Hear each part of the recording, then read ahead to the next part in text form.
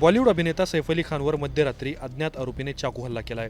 मुंबईतील वांद्रे परिसरातील राहत्या घरी झालेल्या हल्ल्यात सैफ अली खानला गंभीर दुखापत झाली आहे।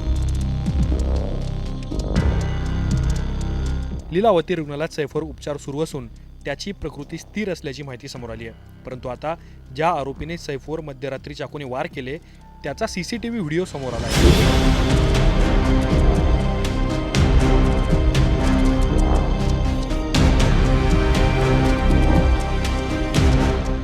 सैफवर हल्ला केल्यानंतर आरोपी इमारतीच्या 12व्या मजल्यावरून खाली पळत आला। 6व्या मजल्यावरील सीसीटीव्ही कॅमेऱ्यात आरोपीचा चेहरा कैद झालाय। पायऱ्यांवरून खाली उतरताना हल्लेखोर पळून जाण्याचा प्रयत्न करत होता। इतकंच नाही तर उतरताना आरोपीने सीसीटीव्ही कॅमेऱ्याकडेही पाहिल्याचं दिसून आलं। त्यामुळे आता या आरोपीला अटक करण्यासाठी मुंबई पोलिसांच्या तब्बल 7 पथकांनी शोध मोहीम सुरू केली आहे। हल्लेखोराच्या अटकेचे प्रयत्न सुरू असतानाच समोर आलेल्या सीसीटीव्ही व्हिडिओमुळे एकच खळबळ उडाली आहे।